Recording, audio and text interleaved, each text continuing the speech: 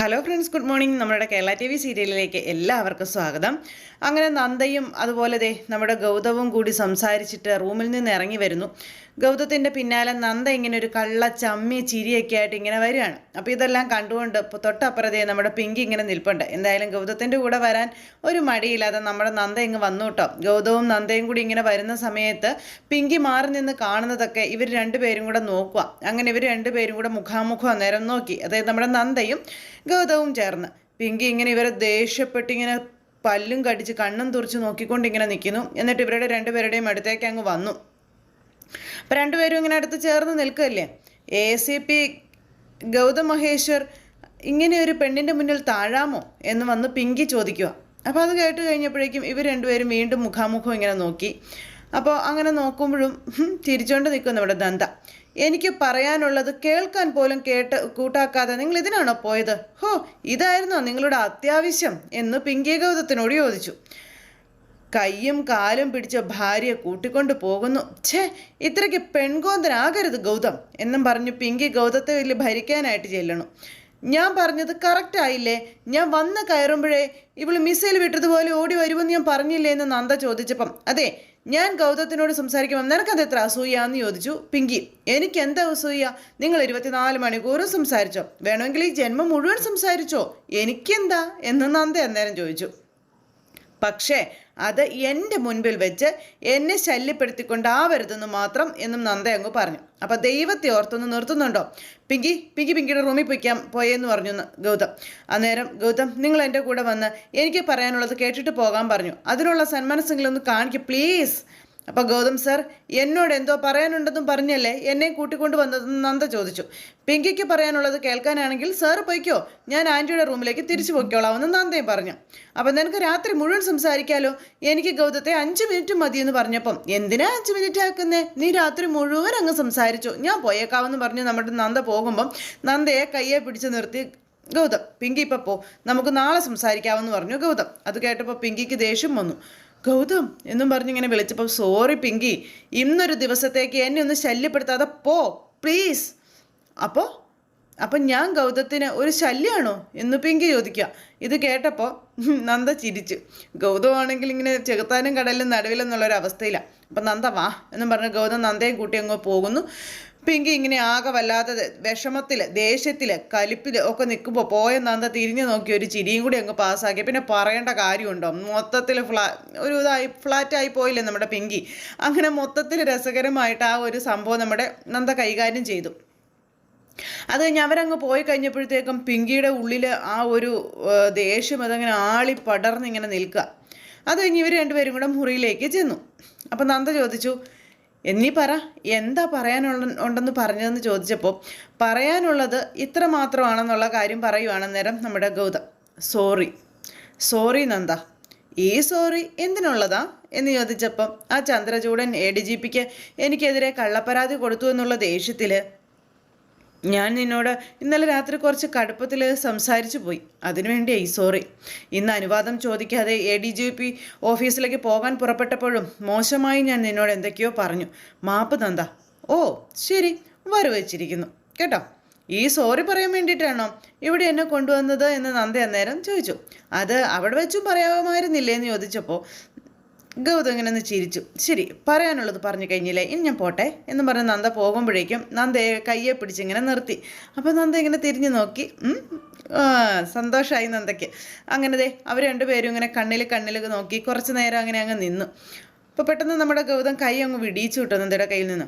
നമ്മുടെ വഴക്കൊക്കെ തീർന്നില്ലേ, ഇനി എന്തിനാ താൻ പോകുന്നതെന്ന് ചോദിച്ചു. വഴക്ക് ഇനിയും ഉണ്ടാകുമല്ലോ, അതിനല്ലേ നമുക്കിടയിൽ പിങ്കി ഷോ, ഇനി ഈ മുറിയിൽ നമ്മൾ രണ്ടുപേരും മാത്രം മതി, അവളുടെ പേരും മിണ്ടില്ല, പിങ്കി ഇങ്ങോട്ട് വരികയില്ല, എന്താ പോരേന്ന് ചോദിച്ചു. എന്നാലും ഗൗതം സാറിൻ്റെ മനസ്സിൽ നിന്ന് പിങ്കി പോകില്ലല്ലോ എന്ന് നന്ദ പറയുമ്പോൾ ഇങ്ങനെ നോക്കുക. പോകുമോ? എൻ്റെ മനസ്സിപ്പോൾ ശൂന്യമാണെന്നുള്ള കാര്യം നമ്മുടെ ഗൗതം അന്നേരം നന്ദയോട് പറയാം. അവിടെ ഇപ്പോൾ ആരും ഇല്ലെന്നും പറഞ്ഞു, ഒരു പെൺകുട്ടി ഇല്ലയെന്ന് പറഞ്ഞു. അത് കേട്ടപ്പോൾ നന്ദ ഇങ്ങനെ അങ്ങനെ നോക്കി നിൽക്കുക കേട്ടോ. മനസ്സ് ശൂന്യമാണെന്നും നന്ദ ഇവിടെ നിന്ന് പോയപ്പോൾ ഈ മുറിയും ശൂന്യമായതുപോലെ എനിക്ക് തോന്നിയെന്നും ഗൗതം പറയുവാണ്. സത്യം പറയട്ടെ, നന്ദയില്ലാത്തത് കൊണ്ടാണോ എന്ന് എനിക്കറിയില്ല. ഇന്നലെ രാത്രി എനിക്ക് ഉറക്കം വന്നില്ല എന്നുള്ള കാര്യം പറഞ്ഞു. അപ്പോൾ അതൊക്കെ കേട്ടപ്പോൾ നന്ദയ്ക്ക് ഭയങ്കര സന്തോഷമായിട്ടോ. കൊള്ളാലോ എന്നുള്ളൊരിതിൽ ഇങ്ങനെ നമ്മുടെ നന്ദ നിൽക്കുകയാണേ. അപ്പോൾ ആ ഒരു സംഭവത്തിന് ശേഷം നന്ദയും ഗൗതവും തമ്മിൽ ഇങ്ങനെ വീണ്ടും കണ്ണിലൊക്കെ നോക്കി കുറച്ച് നേരമൊക്കെ ഇങ്ങനെ അങ്ങ് നിന്നു. അപ്പം ഗൗതം സാറിന് തന്നോടുള്ള ഇഷ്ടം ഉണ്ടാകുന്നുണ്ടെന്ന് തോന്നി. എനിക്ക് എന്തോ പറ്റുന്നുണ്ടല്ലോ, എനിക്കത് തികട്ടി വരുന്നത് പോലെ എന്നൊക്കെ തോന്നുവാണെന്ന് നന്ദ നേരത്തേക്കും സാറിനോട് പറയാം. അപ്പോഴേക്കും ഗൗതം ഇങ്ങനെ നോക്കി. നന്ദ ഇങ്ങനെ ഗൗതത്തിൻ്റെ മുഖത്ത് നോക്കാനുള്ളൊരു നാണം കൊണ്ട് തല കുമ്പിട്ടൊക്കെ ഇങ്ങനെ നിൽക്കുന്നു. അത് കഴിഞ്ഞിട്ട് പിന്നെ അതെന്താ നമുക്ക് രണ്ടുപേർക്കും ഉറക്കം വരാത്തതെന്ന് ചോദിച്ചു നന്ദ. അപ്പം നന്ദയ്ക്ക് എന്താ തോന്നുന്നതെന്ന് ഗൗതം ചോദിക്കാം. എന്തുകൊണ്ടായിരിക്കും ഇങ്ങനെ തോന്നുന്നതെന്ന് ഇങ്ങനെ ചോദിച്ചപ്പോഴേക്കും നന്ദ അങ്ങോട്ടൊരു ഒറ്റ ചിരി പൊട്ടിച്ചിരിച്ചു. പിന്നെ നമ്മുടെ ഗൗതവും പൊട്ടിച്ചിരിച്ചു. അങ്ങനെ രണ്ടുപേരും കൂടി സന്തോഷമായിട്ട് ചിരിച്ചും കളിച്ചും തമാശ പറഞ്ഞും സ്നേഹിച്ചും അങ്ങനെ ആ മുറിയിൽ അങ്ങനെ അങ്ങ് കഴിഞ്ഞുകൂടാൻ തീരുമാനിച്ചു. എന്തായാലും അതെല്ലാം കഴിഞ്ഞു രാവിലെ ആയി. നമ്മുടെ പിങ്കി രാവിലെ തന്നെ വന്ന് ഗൗതത്തിന് ബ്രേക്ക്ഫാസ്റ്റ് എടുത്ത് കൊടുക്കാനൊക്കെയുള്ള ആ ഒരു ഭയങ്കര ഇതിലാണ്. അപ്പോൾ എല്ലാവരും ഒന്ന് കയ്യിലെടുക്കാൻ വേണ്ടിയിട്ട് ആദ്യം തന്നെ വല്യമ്മയ്ക്ക് മറ്റുള്ളവർക്കൊക്കെ ഇങ്ങനെ അത് കൊടുത്തുകൊണ്ടിരിക്കുക. അപ്പോഴേക്കും നന്ദ ഗൗതത്തിന് വേണ്ടി ചെയ്ത ഒരു നന്മ, അതും പുച്ഛവും പരിഹാസവും നിറഞ്ഞ കണ്ണുകൾ കൊണ്ടാണ് ബാക്കിയുള്ളവർ കാണുന്നത്. അരുന്ധതി എന്നിട്ട് നന്ദമഹാറാണിയാണ് ഗൗതത്തെ രക്ഷിച്ചെടുത്തത് പോലും. അല്ല, ആ പരാതി കൊടുക്കാൻ ഇവള് തന്നെയല്ലേ കാരണക്കാരി എന്നൊക്കെ അരുന്ധതി അവിടെ ഇരുന്ന് ഇങ്ങനെ ചോദിക്കുക. ഇതൊക്കെ കേൾക്കുമ്പോൾ പിങ്കിക്ക് ഇച്ചിരി സന്തോഷമുണ്ട്. അവള് പിന്നെ എന്തു മഹാമനസ്കത കാണിച്ചെന്നാ ഈ ഗൗതം നമ്മളോട് പറയുന്നതെന്നൊക്കെ ചോദിച്ചപ്പം ഇനി ആ പരാതി അയാളെ കൊണ്ട് കൊടുപ്പിച്ചതും ഇവളെല്ലാം ആരറിഞ്ഞു എന്ന് മോഹിനി അവിടെ ഇരുന്ന് ഇങ്ങനെ പറഞ്ഞു. ഇതൊക്കെ കേട്ട് പിങ്കി ഇനി ആ രീതിയിലായിരിക്കും എന്നൊക്കെ ചിന്തിക്കാം. നമ്മുടെ മുന്നിൽ ആളാവാനും ഗൗതമന്റെ രക്ഷകയാവുകയും ചെയ്യാമല്ലോ അവൾക്ക്. അതിനുവേണ്ടി അവൾ ചെയ്തതാണെങ്കിലോ അതും ശരിയാ. ഈ പരാതി കൊടുത്തയാള് ഇവരുടെ കല്യാണം മുടക്കാനും അന്ന് അവിടെ വന്നായിരുന്നു എന്നുള്ള കാര്യം പറഞ്ഞു. പക്ഷേ അയാളൊരു നിസ്സാരക്കാരനല്ല എന്നൊക്കെ പിങ്കി അവിടെ നിന്ന് പറയാം. ഗൗതത്തിന് ഇനി എന്തെങ്കിലുമൊക്കെ ചെയ്യാൻ അയാൾ ശ്രമിക്കാതിരിക്കില്ലെന്നുള്ള കാര്യം പറഞ്ഞപ്പോൾ അയ്യോ എൻ്റെ ഈശ്വര, ഇനി എന്ത് ചെയ്യുമെന്ന് അരുന്ധതി. അനുഭവിക്കട്ടെ.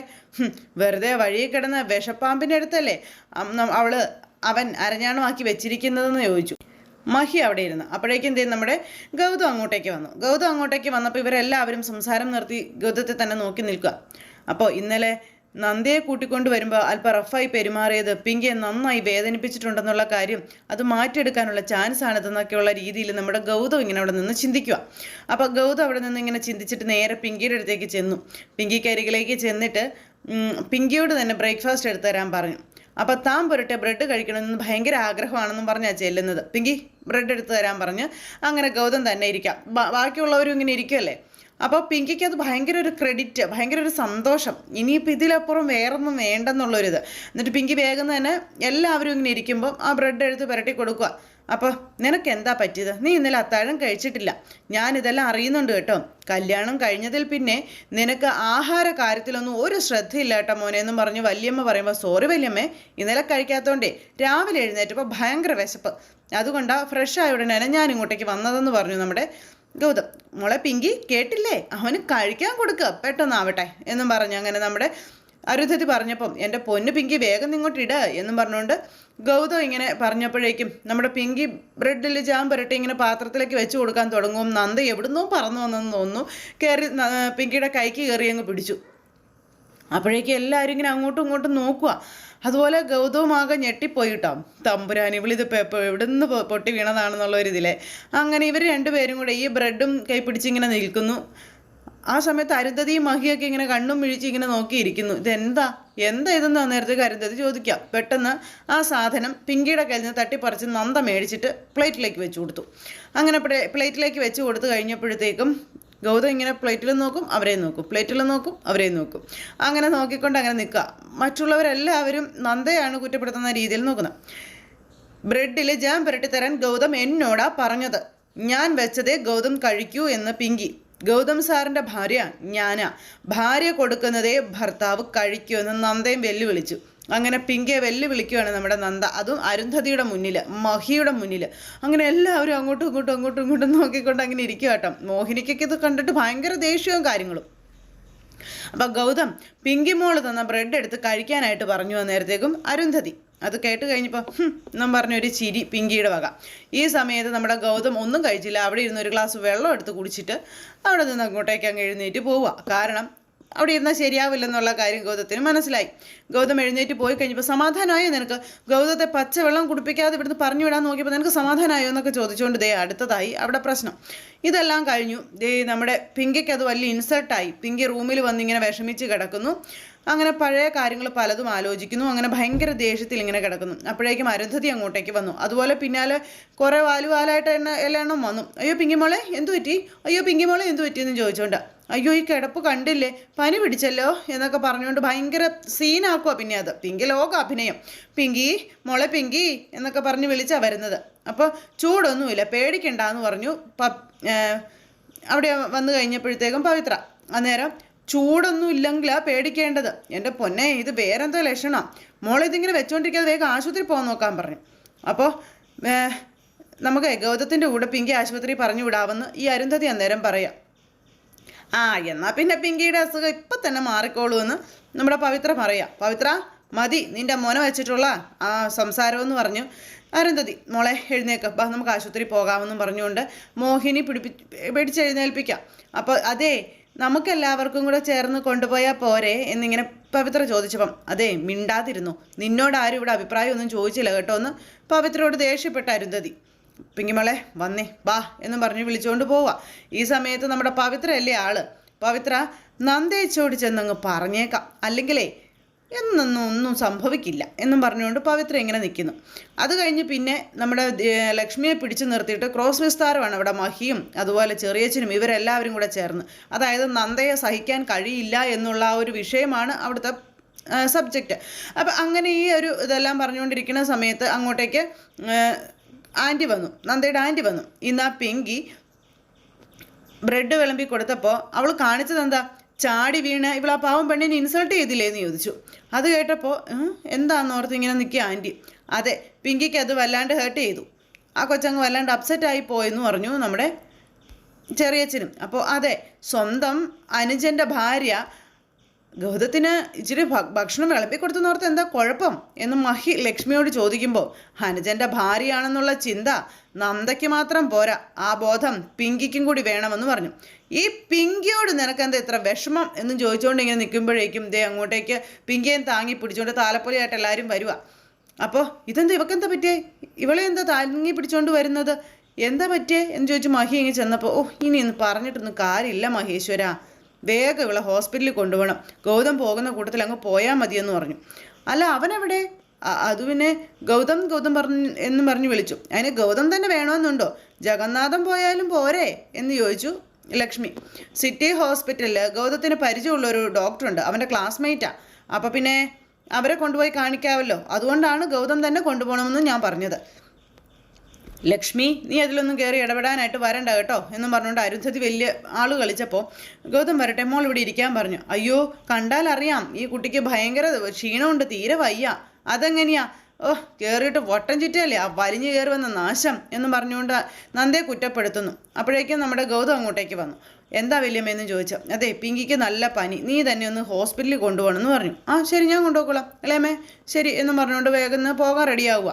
ആ സമയം കാറിലുണ്ട് പേഴ്സ് എടുക്കാൻ പറഞ്ഞപ്പോൾ പേഴ്സ് കാറിലുണ്ടെന്ന് പറഞ്ഞു. ലക്ഷ്മിക്കൊന്നും പറയാൻ പറ്റുന്നില്ല, ലക്ഷ്മി ഇങ്ങനെ വല്ലാതെയായിട്ട് നിൽക്കുക. അപ്പോഴേക്കും ഒന്ന് നിന്നേ എന്നും പറഞ്ഞു പിന്നിൽ നിന്ന് നമ്മുടെ നന്ദയുടെ ഒരു വിളിയും കൂടി. അപ്പോഴേക്കും എല്ലാവരും തിരിഞ്ഞു നോക്കി. അപ്പോൾ ഗൗതം സാറിന് അത്യാവശ്യമായിട്ട് കമ്മീഷണർ ഓഫീസിൽ പോകണമെന്ന് പറഞ്ഞില്ലായിരുന്നു എന്ന് ചോദിച്ചു നന്ദ. അപ്പോൾ അതും പൊളിഞ്ഞു, എല്ലാം പൊളിച്ചു കേട്ടോ. ശരിക്കും പറഞ്ഞാൽ നമ്മുടെ നന്ദ പിങ്കി എവിടെ പരിപാടി അവതരിപ്പിച്ചാലും പോയി. അപ്പോൾ സാറ് യൂണിഫോം ഇടാൻ തുടങ്ങുമല്ലായിരുന്നു എന്ന് ചോദിച്ചു. അപ്പോൾ അതെ, അപ്പോൾ പിന്നെ പിങ്കിയായിട്ട് ആശുപത്രിയിലേക്ക് പോയാൽ എങ്ങനെയാ എന്ന് നമ്മുടെ നന്ദ ചോദിക്കുക. അപ്പോഴേക്കും പിങ്കിയെ ഞാനും പ്രിയേച്ചിയും കൂടി കൊണ്ടുപോയിക്കോളാം, പ്രിയേച്ചി വണ്ടി ഓടിച്ചോളും എന്ന് നന്ദ പറയാം. പിങ്കിക്കാണെങ്കിൽ ഭയങ്കര കലിപ്പായി. എന്ത് അർജൻറ്റ് ഇവിടെ ഉണ്ടെങ്കിലും പിങ്കിയുടെ കൂടെ ഗൗതം പോയാൽ മതിയെന്ന് അരുന്ധതി. ആ ഡോക്ടറെ പരിചയം അവനാണെന്ന്. പനിക്ക് മരുന്ന് കുറിക്കാനേ നേരിട്ട് ബന്ധമുള്ള ഡോക്ടർ വേണമെന്നൊന്നും ഇല്ല. ഗൗതം സാർ ദേ ഡ്യൂട്ടിക്ക് പോകാൻ നോക്കിക്കേ എന്ന് പറഞ്ഞ നന്ദ. ഇത്രയ്ക്ക് തരം താഴ്ന്ന നമ്പർ ഇറക്കാതെ നന്ദ, നിന്റെ അസൂയ എനിക്ക് മനസ്സിലായടിയെന്നും ഗൗതവും ഞാനും ഒന്നിച്ചു പോകുന്നതിലുള്ള നിന്റെ ജലസിയാണ് ഇതൊന്നും പറഞ്ഞുകൊണ്ട് പിങ്കി എല്ലാവരുടെയും മുന്നിൽ വെച്ച് നന്ദയെ അപമാനിച്ചു. അത് കേട്ടപ്പോൾ നമ്മുടെ ലക്ഷ്മി നന്ദയുടെ ആ ഒരു ഇടപെടൽ കൊണ്ട് നല്ലൊരു ഇതിലിങ്ങനെ നിൽക്കുക. നിനക്കേ സംശയരോഗമാണ്, വൃത്തികെട്ട സംശയരോഗം എന്നിങ്ങനെ പങ്കി പറഞ്ഞപ്പം ഞങ്ങൾ ഭാര്യ ഭർത്താക്കന്മാരുടെ റൂമിലേക്ക് പാതിരാത്രി എന്നോ കൊച്ചുവെളുപ്പം കാലമെന്നോ എന്നും നോക്കാതെ ഓടിക്കതച്ച് ഞങ്ങളുടെ റൂമിലേക്ക് വരുന്ന നിന്റെ ഈ രോഗത്തിനെ ഞാൻ എന്ത് പേരാടി വിളിക്കേണ്ടതെന്ന് നന്ദ അന്നേരം ചോദിച്ചു. അത് കേട്ട് കഴിഞ്ഞപ്പോഴേക്കും ഇവരെല്ലാവരും അങ്ങോട്ടും ഇങ്ങോട്ടും നോക്കുക, ചമ്മി വിളറി നിൽക്കുക.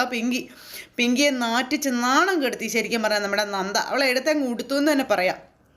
അപ്പോൾ കേട്ട വല്യമ്മേ, ഇവള് ഗൗതത്തോട് വഴക്ക് കൂടി ഒടുവിൽ സഹിക്കാതായപ്പോൾ ഗൗതം ആ ചായ ഗ്ലാസ് വലിച്ചെറിഞ്ഞു പൊട്ടിച്ചു.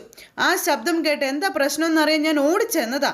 അതാ ഇവള് എല്ലാവരും കേൾക്കെ ഈ അനാവശ്യമായിട്ട് ഇപ്പോൾ പറയുന്നതെന്നും പറഞ്ഞു പിങ്കി ഇങ്ങനെ അരുന്ധതിയുടെ മുന്നിൽ നല്ല പിള്ള ചമയാൻ വേണ്ടി ചെന്ന് പറയുക. അപ്പം അത് കേട്ട് കഴിഞ്ഞപ്പോൾ ഗൗതവും നന്ദയും ഇങ്ങനെ പരസ്പരം നോക്കി ഇങ്ങനെ നിൽക്കുക കേട്ടോ. ഗൗതം, ഇവളുടെ നാവ് നിയന്ത്രിച്ചില്ലെങ്കിൽ അത് നിങ്ങൾക്ക് തന്നെ ദോഷം ചെയ്യും. നാവും കത്തിയും ഒരുപോലെയാണെന്നാ. സൂക്ഷിച്ചുപയോഗിച്ചില്ലെങ്കിൽ അത് അടുപ്പമുള്ളവരെ മുറിവേൽപ്പിച്ചെന്നിരിക്കുമെന്നും പിങ്കിയുടെ വക ഒരു ഉപദേശം കൂടി ഗൗതത്തിന്. അത് നിങ്ങൾ ഇവൾക്കൊന്ന് പറഞ്ഞു മനസ്സിലാക്കി കൊടുക്കാനും കൂടി ഒന്ന് പറഞ്ഞങ്ങ് കൊടുത്തു. ഇതൊക്കെ കേട്ട് അരുന്ധതി ഇങ്ങനെ അന്തം വിട്ടിങ്ങനെ നിൽക്കുമ്പോൾ നന്ദ ദേഷ്യപ്പെട്ടങ്ങ് പോകാൻ തുടങ്ങുന്നു. അതുപോലെ ഈ പിങ്കിയോട് നല്ല മറുപടി കൊടുക്കാനും. അപ്പോൾ നന്ദ പ്ലീസ് മിണ്ടണ്ടാന്ന് ഗൗതം പറഞ്ഞു. വേഗം വല്യമ്മയ്ക്ക് അറിയോ, ഞാനൊന്ന് ഗൗതത്തെ നോക്കിപ്പോയാൽ ഞങ്ങൾ സംസാരിച്ചു കഴിഞ്ഞാൽ ഇവൾക്കത് സഹിക്കില്ല. ഒരു വിധവയെ പോലെ ഈ വീട്ടിൽ കഴിയുന്ന ഞാൻ ഒരല്പം മനഃശാന്തിക്ക് വേണ്ടിയാ ഗൗതത്തോട് വല്ലപ്പോഴും ഒന്ന് സംസാരിക്കുന്നത്. അതിൻ്റെ പേരില ഇവൾക്ക് ഈ സംശയം അപമാനിക്കൽ സ്വഭാവവും ഒക്കെ എന്നും പറഞ്ഞുകൊണ്ട് അവിടെ കിടന്ന് തകർന്ന് അഭിനയിക്കുക.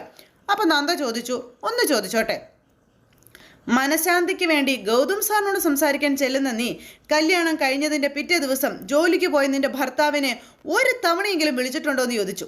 സംസാരിച്ചിട്ടുണ്ടോ എന്ന് നന്ദ ചോദിച്ചു.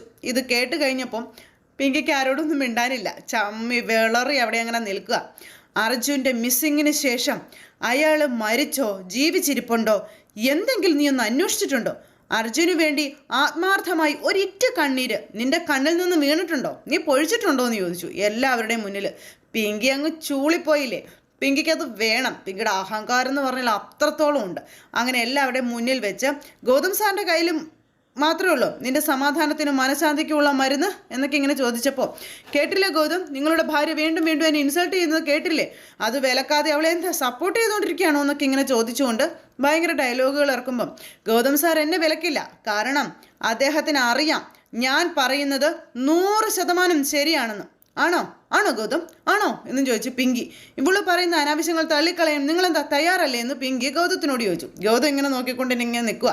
അപ്പം പറയൂ ഗൗതം സാർ, സ്വന്തം മനസാക്ഷിയോട് ചോദിച്ചിട്ട് നിങ്ങൾ പറ, ഞാൻ പറഞ്ഞതിൽ തെറ്റുണ്ടോന്ന് നിങ്ങൾ പറ എന്ന് നന്ദ ഗൗതത്തിനോട് ചോദിച്ചപ്പം പാവം ഗൗതം പെട്ടു നിൽക്കുക. പിങ്കിയുടെ മനഃശാന്തിക്ക് വേണ്ടി അർജുൻ മടങ്ങി വരാൻ ദൈവത്തോട് പ്രാർത്ഥിക്കുകയാണ് വേണ്ടതെന്ന് നമ്മുടെ ഗൗതം അന്നേരം പറഞ്ഞു പിങ്കിയോട്. അത് പിങ്കി ഒട്ടും പ്രതീക്ഷിച്ചില്ല. തനിക്ക് സപ്പോർട്ടാകുമെന്നുള്ളൊരു പ്രതീക്ഷയിലാണ് പിങ്കി ഇത്രയും ഷോ ഇറക്കിയത്. പക്ഷേ ലാസ്റ്റ് കൊണ്ടുവന്ന് കല്ലിലിട്ട കലവാക്കി കളഞ്ഞു. അതായത് നമ്മുടെ ഗൗതം ചതിച്ച് കളഞ്ഞുവെന്ന്. അപ്പോൾ അങ്ങനെയുള്ളൊരു രസകരമായ എപ്പിസോഡായിരുന്നു ഇന്നത്തേത്. എല്ലാവരും കാത്തിരുന്ന് കാണണം കേട്ടോ. എല്ലാവർക്കും നല്ലൊരു ദിവസം ആശംസിക്കുന്നു. നന്ദി.